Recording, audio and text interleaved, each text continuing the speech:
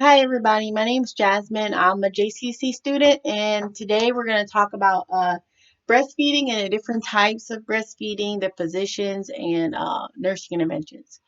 So the different types of breast milk are colostrum, transitional breast milk, and mature breast milk. But the first one we're going to talk about is Lactogenesis I, which is colostrum. Now, in the previous video, I said that breast milk starts developing when the mom is pregnant. Colostrum starts developing around 12 to 16 weeks, and it lasts for the first 3 days of postpartum. Now, colostrum is very high in protein. It has contains the majority of fat soluble vitamins and minerals, and it is very high in IgA. Um, Transitional lactogenesis II, it's not so much protein, but it has vitamins and minerals in it also, and it also has more fat soluble vitamins and minerals than colostrum. So if you want to compare and contrast the two, colostrum has high protein, fat soluble vitamins and minerals, and immunoglobulin from the mother. Side note, in our book, colostrum is really it's called liquid gold for a reason because one of the benefits of colostrum, and it's yellow by the way, but one of the benefits of colostrum is that it aids in GI fluctuation, and it helps get rid of meconium, that's the baby's first stool. So that is on page, I believe, in our book, page 484. If you want to read more about colostrum, I thought that was interesting when I was reading it.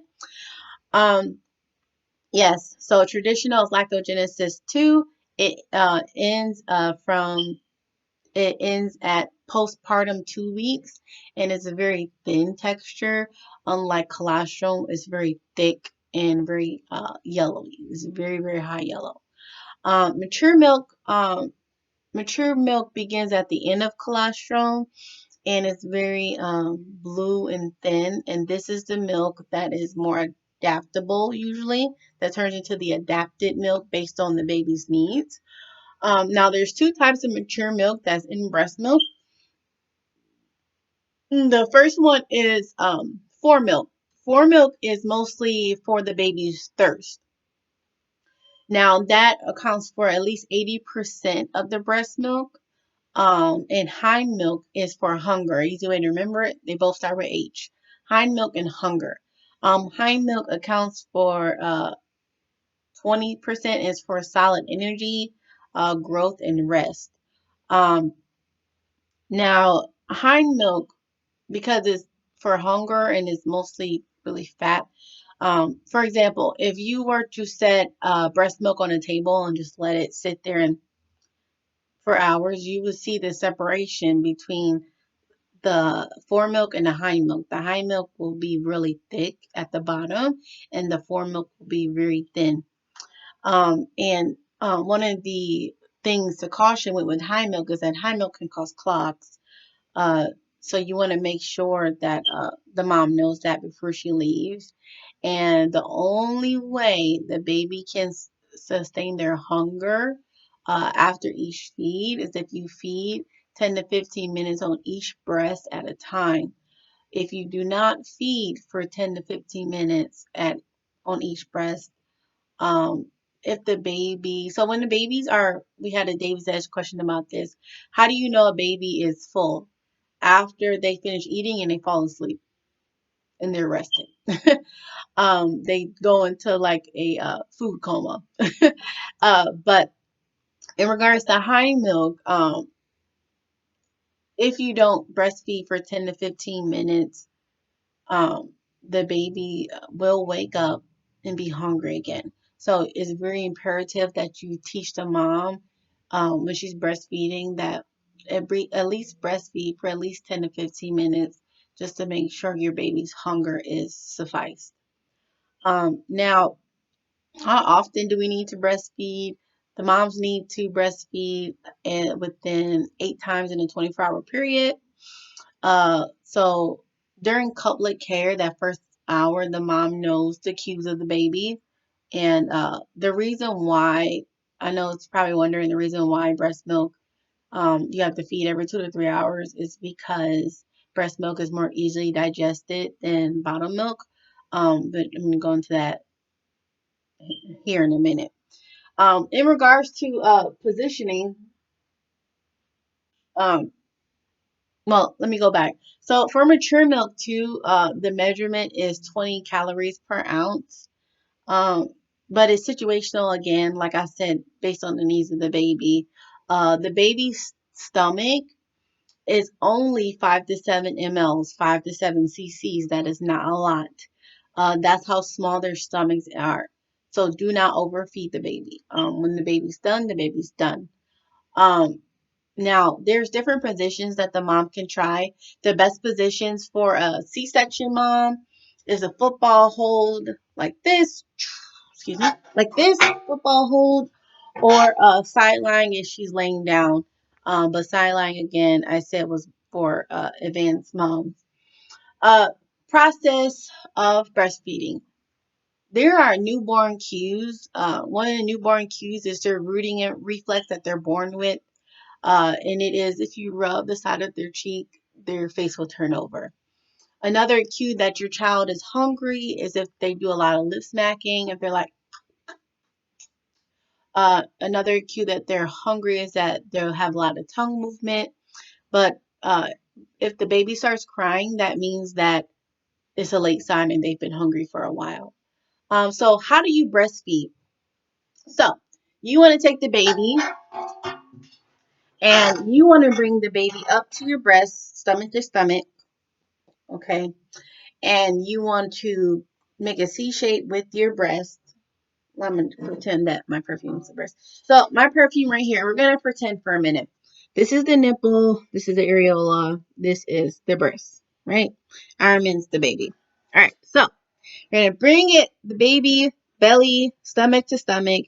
Now, when the baby's lips are out, that's called a flanged attachment. That's when their lips are shaped like little fishies, okay? But you have to make sure that the baby's mouth is completely open, okay? So what you're gonna do, pretend Iron Man is stomach to stomach. You're gonna hold your breast like a C, like this. Make sure you wash your hands. Uh, and the baby's mouth is open, and the baby's gonna start sucking. It shouldn't be painful, but you should feel the release of milk, and it's like a satisfying feeling when you breastfeed. And how do you break the seal of breast milk, right? Of breastfeeding. So you're gonna take a clean finger and you're gonna ease your breast in and pull it out. Well, not pull it out hard, just break the suction. Um, if you walk in to a mom's room and she's breastfeeding and she's like, "Oh, my boobs hurt really bad," do an assessment, see what's going on. Maybe no one ever taught her how to breastfeed and she's literally going like this. That's why your boobs hurt, because you're not breaking your suction appropriately. You're causing stress to the baby and yourself, more so to yourself. Um, Now, every mom can do any type of position. No position is the best position, is the most preferred position, but you just want to make sure that the mom is comfortable and the baby's comfortable. Because if the mom is uncomfortable, then the baby's going to be uncomfortable. The baby can feel that weirdness. Now, with sideline too, the mom cannot sleep in the bed with the baby. If the mom falls asleep in the bed with the baby, we're going to have to report that. Only reason is because if she's breastfeeding and she falls over on top of the baby, she can make the baby stop breathing. Or if the baby falls off the bed. I'm not sure if any of you watching this have ever been inside a hospital, but I'm going to tell you right now, those rails on the bed, a baby can get through. So you just want to make sure that she knows that. Um, what else? What else? Okay, teaching. So you want to rotate the breast again. It shouldn't hurt. You want to make sure you burp in between feeds. It's really important that it don't get because burping is gas. So different ways you can burp a baby. You can hold their chest like this and not hard. Don't go crazy. Don't go patting your baby like that, just go a little soft, just and rub it in between, a little soft. Or you can put them on your lap and just do it like that too. Don't hold them up like this. Just set them down somewhere. Or you can just put them on your chest, their head off to the side, and they may spit up a little bit. That's okay. And then after, just refeed them again and see if they're still hungry. No pacifiers if you are breastfeeding. They prefer no pacifiers because it's very hard. And also pacifiers in conjunction with bottles, unless the mom's going back to work, because it's very hard to get a breastfed baby to latch onto a bottle. And then if they get used to the bottle, they may not want the breast anymore. Um, you can have a breast consultant, a BLC or a CLC come in, BCLC, excuse me, come in. And the benefit about a lactation consultant or a breastfeeding consultant is that they can come to your house. They can, if you're concerned about is the baby getting enough food, the things that they can do is they can they can weigh the baby before you breastfeed the baby while they're assisting, and they may help you and give you some things to do. And then after you breastfeed, they'll weigh the baby again and see how much the baby has gained since that for that feeding. So I think that's really good because that helps moms who feel like they haven't breastfed enough, reassure them so they feel good. Now, nurses, when they're in the hospital, we should always be encouraging our moms. But while they're there, there is a method that we use in regards to how to what we grade their breastfeeding abilities on, and that's called a latch score. Put that up there. Yes, a latch score. So the higher the score, the better the score. Uh, Good signs of breastfeeding again are if the baby's breastfeeding 8 times within 24-hour period. If you can hear them swallow is really good. Now, in regards to pooping, a lot of parents are worried about pooping. Colostrum would help get rid of that meconium stool. But up until day 5, the baby will only have one wet diaper a day. And the poop should be turning they should have stools that are light in color by the 3rd day and have a yellow stool no later than day 5. And that's just due to the color of the breast milk. Um, and by day 5 too, they should also have 6 to 8 wet diapers a day. So just to review, how do you know breastfeeding is going good in terms of newborns? You can. How do you know you're breastfeeding appropriately? The newborn is swallowing. Uh, in regards to poop, after day 5, they should have at least 6 to 8 wet diapers in a day. And the color of the stool is changing. Um, it should be light in color by day 5, and they should have a yellow stool no later than day 5. I mean, a light in color by day 3, and have yellow stool no later than day 5. And also, if the mom's breast tissue is soft, if it's engorged, she's probably not getting a good latch. Something else is going on, or maybe her duct is plugged. Um, so problems with breastfeeding we addressed already. Cracked skin, engorgement, latch issue. Now, plugged ducts. So plugged ducts are due to when I was talking earlier around high milk, that could be a cause, too much fat in the milk. Or maybe her bra is bad. Maybe her bra is irritating her nipple. Um Now, if you have a plugged duct, it's recommended that the baby feeds on that nipple. And I know it's painful, but the reason why they want you to feed on that nipple is so the baby can suck that plug out, and it's like a big relief. Because if that milk is stuck in there, that is a room for infection. And then here we go with mastitis, okay? Now, there are ways to aid in the shield of, um, there's like ways to aid in, like nipple irritation. You can use Lansing oil or Tender Care cream, and there are shells and shields that are put in place to prevent if your bra is hurting you, or air, to help air it out. Now, a working mom, in regards to breastfeeding with a bra, you need to make sure that if you feel in when you're breastfeeding and you have a breast pump and you're a working mom, if the breast pump hurts or you feel tightness or discomfort, you need a different size nipple when you're breast pumping, or a bigger size, probably a bigger size. Because if there's some discoloration or tenderness in that area when you're breast pumping, you need a different size. In regards to milk storage, if you store breast milk and it is frozen and you put it out, frozen milk is good for 24 hours. Fresh milk that's out is good for 4 hours. If it is in the fridge, it's good for 4 days, but you have to put it in the back of the fridge. Do not put it in the front. If it is on the top shelf of a freezer, it is good, like a top freezer for refrigerators, like my fridge. If I were breastfeeding, if I had an infant, my milk would be good for 3 to 6 months. If it is frozen in a deep freezer, it's only good for 6 to 12 months. So I'm going to go over this again. Bottles.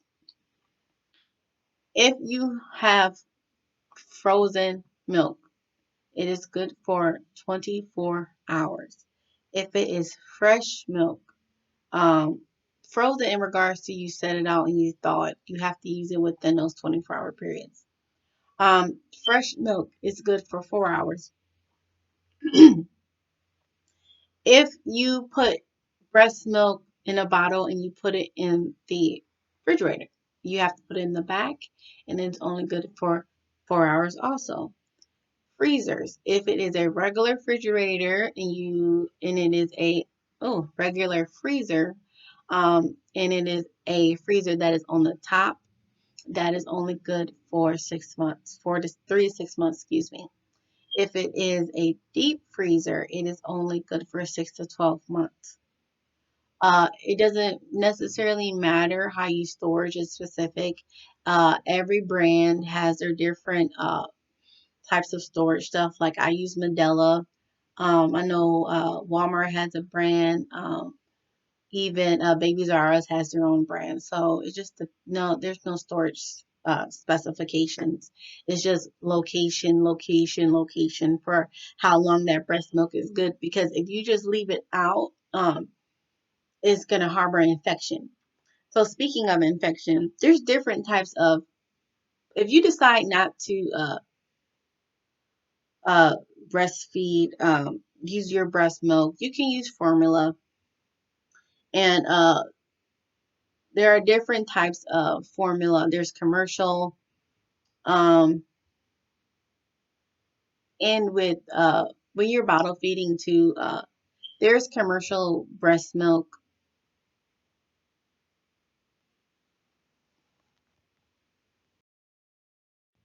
Um, with bottle feeding, you can bottle feed breast milk, but there's different types of feeding.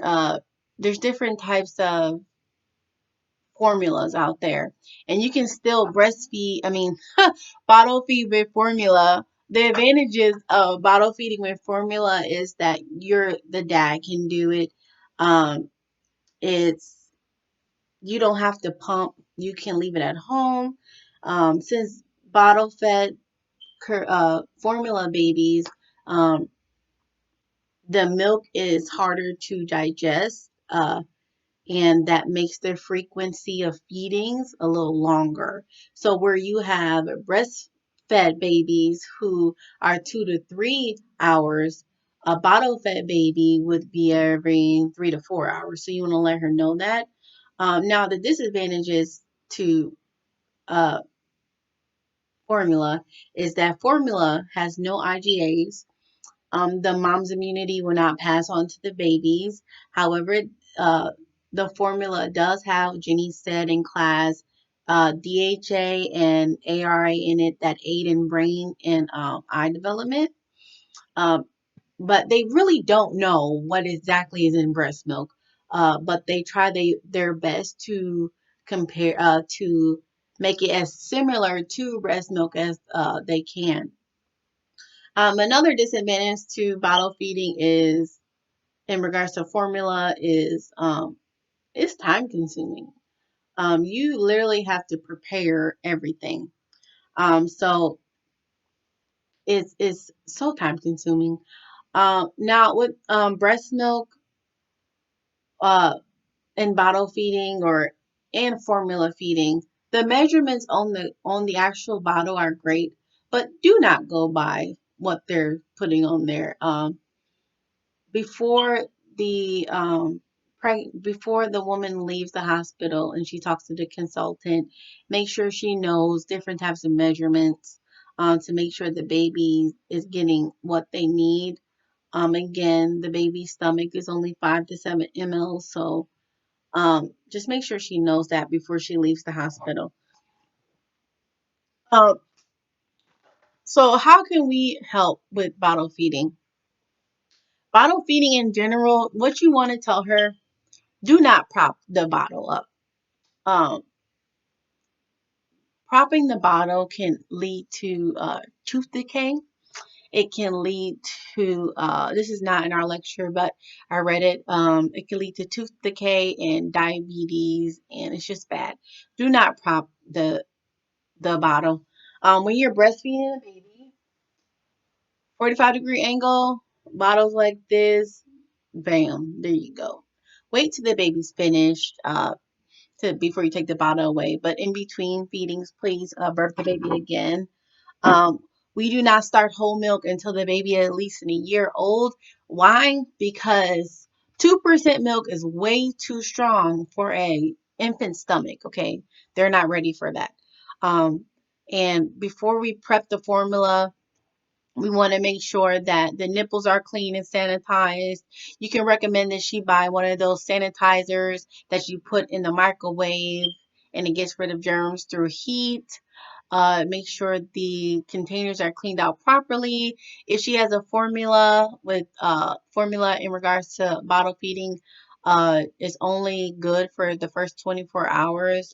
If she prepped it after 24 hours, she needs to toss it in the trash because it harbors bacteria.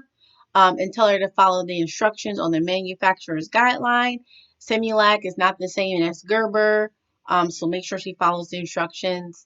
And do not dilute the formula. Do not add more more water to the powder form than it needs to. The baby's not going to get adequate nutrition. And we learned in another lecture that we never add water. We never just give a bottle of water, put the water in the bottle and just give it to the baby. We don't do that. And you want to make sure that the mom does that too. And that's it. I think. And also you want to start the baby at 0.5 to 1 ounce of milk. And tell the mom, do not switch the formula. Um, every formula component is different, and we're going to get into that in another video. But like if she starts on Similac or if she has Similac at the hospital, because I know Norton, they have like little baby bottles of Similac if a mom can't breastfeed. Once that baby's on that Similac, tell the mom to keep the baby on the Similac. And if she wants to change it, please talk to the nurse, and the nurse will talk to the doctor, and the nurse will get the doctor for you so you do not irritate that baby's stomach. The baby gets used to a certain type of formula, so unless that baby has some type of gluten problem, absorption problem, is colicky or something like that, keep the formula the way that it is. And in the next video, I'm going to go over different types of formula. So I hope you guys like this video. And if you have any questions, just put in a comment.